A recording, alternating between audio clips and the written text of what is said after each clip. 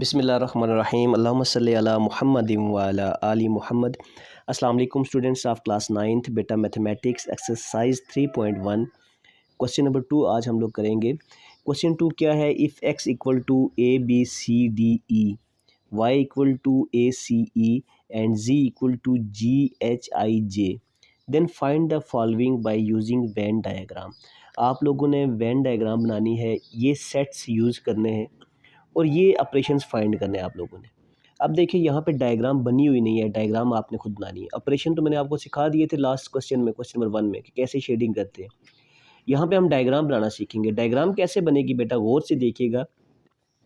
अब ये जो एक्स सेट है ना, इसमें ए बी सी डी ई है और वाई सेट में ए सी ई है। ए सी ई वाई में जो है वो एक्स में भी मौजूद है, ए सी ई। मैंने आपको बताया था फर्स्ट लेक्चर में इसी चैप्टर के, अगर y के सारे एलिमेंट्स ए एक्स में मौजूद हैं तो y x का सबसेट है। तो डायग्राम हमारे पास कुछ बेटा इस तरह से बन जाएगी। यू हम उसी तरह से पहले यू सेट बना लेंगे, ये जो रेक्टेंगल शेप में होता है ये यू सेट, ठीक है। सारे सेट्स यू के अंदर ही होते हैं। उसमें सबसे पहले हम लोग यहाँ पे x ड्रा कर लेते हैं, ये x है। y के तमाम एलिमेंट्स x में मौजूद हैं, a भी देखे हैं, c भी है, e भी है। तो y x के अंदर बन जाएगा यूँ करके। क्यों? क्योंकि y के सारे एलिमेंट्स x में मौजूद हैं। अब y के कौन से एलिमेंट्स हैं? a c e। x में कौन से बच गए? b और d x में लिख देते हैं। अब x के अंदर y भी आ रहा है, ये y जो सेट है, तो x y के एलिमेंट्स भी x में हैं और x के अपने भी हैं, तो ये y x का सबसेट हो गया। z को देखें तो इसमें g h i j है, वो इनमें कोई भी चीज़ इन दोनों के साथ नहीं मैच कर रही, तो z जो है इनसे थोड़ा सा हट के बन जाएगा। यहाँ पे ये z सेट है क्योंकि इसमें G H I और J है, जो कि इन दोनों में मौजूद नहीं है, ना X में ना Y में। अब हमने ये डायग्राम हमारी बन गई। तमाम ऑपरेशन जो है ना, 6 ऑपरेशन दिए हुए हैं इस तरह से। हर ऑपरेशन के लिए डायग्राम क्योंकि सेम बनेगी, क्योंकि ये क्वेश्चन जो है वो सेम है। डायग्राम ऐसे ही बनेगी। मैं एक बार फिर डायग्राम बनाऊंगा ताकि आपको मज़ीद क्लियर हो। पहले इसकी मैं शेडिंग करता हूँ। शेडिंग में क्या है? पहले X यूनियन Y है, x और y का यूनियन, ये x और y को मिला कर लिख देना है। ये पूरा x, ये y, इन पूरे को शेड कर देना है, x यूनियन y, ठीक है। तो हमारे पास आंसर कुछ इस तरह से आ जाएगा, x union y is equal to, red shading आ जाएगी हमारे पास, ठीक है। इस तरह से रेड कलर की शेडिंग आ जाएगी, ठीक है। अब उसके बाद x यूनियन y का जो आंसर आया उसका यूनियन लेना है किसके साथ? z के साथ। यानी x यूनियन y का जो आंसर आया, ये वाला जो आंसर है, इसको z के साथ मिलाना है। तो ये भी शामिल होगा पूरा आंसर, और साथ में z भी शामिल हो जाएगा, ठीक है। तो ये हमारे पास आंसर आ जाएगा x union y union z। अब इसमें देखें दो तरह की लाइनें आ रही हैं, डबल लाइन भी है, सिंगल भी है, तो दो बॉक्स बन जाएंगे हमारे पास। सिंपल सी बात है, ठीक है। ब्लू लाइंस दोनों बॉक्सेस में हैं, दोनों तरफ, सॉरी ब्लू लाइंस, ठीक है। इस तरह से ये ब्लू लाइंस दोनों तरफ हैं, साथ में रेड लाइंस एक तरफ हैं, तो उसको रेड लाइन यहाँ तक करते हैं। इस तरह से हमारे पास ये आंसर आ गया। दूसरा पार्ट देखें बेटा इसका, इसमें भी यही फाइंड करना है, y यूनियन z पहले फाइंड करना है, फिर उसका यूनियन x के साथ फाइंड करना है। तो पहले हम डायग्राम बनाते हैं, वही चीज़। डायग्राम के लिए पहले हम लोग सेट बना लेते हैं, कौन सा?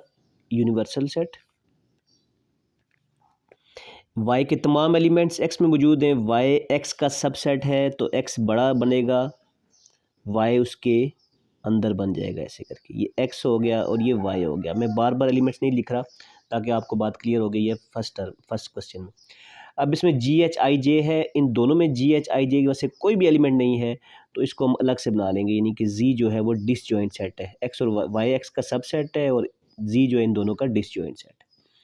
ऑपरेशन करने जा रहे हैं, वाई यूनियन जी, वाई और जी का यूनियन, वाई भी शामिल होगा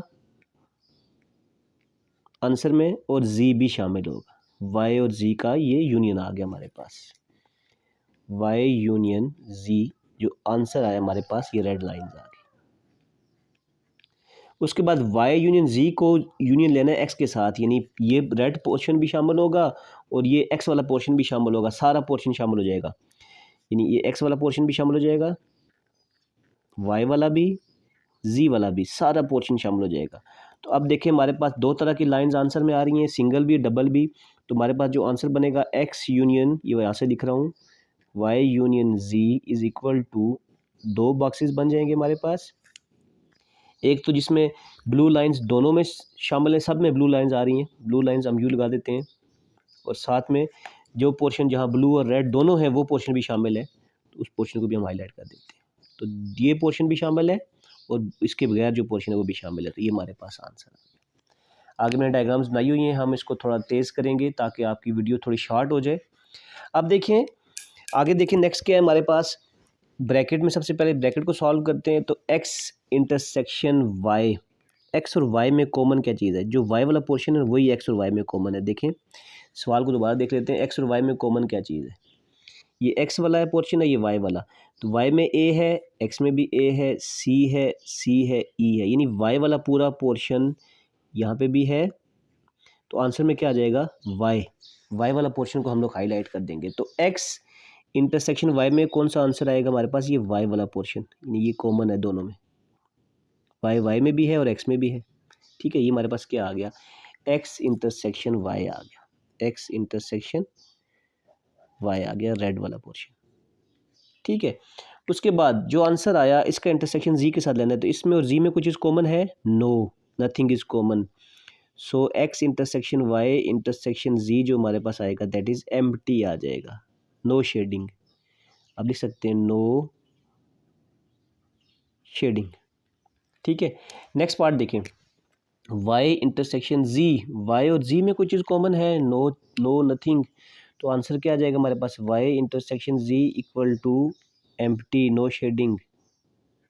ठीक है, y इंटरसेक्शन z एम्प्टी है तो उसका इंटरसेक्शन x के साथ आ जाएगा, नो, कोई चीज़ उसमें कॉमन नहीं आएगी। तो x intersection y intersection z, empty set का जब इंटरसेक्शन किसी और सेट के साथ लेंगे तो एम्प्टी ही आएगा, कोई शेडिंग नहीं आएगी, नो शेडिंग, एम्प्टी सेट आएगा। ठीक है बेटा, इंटरसेक्शन में बेटा कॉमन लेते हैं, यूनियन में सबको मिला देते हैं, ये बात याद रखनी है आपने। नेक्स्ट क्वेश्चन देखें, क्वेश्चन नंबर 5 है इसका, पार्ट 5। इसमें देखें x यूनियन y, x और y का यूनियन, x और y को मिला देना है पूरा पूरा।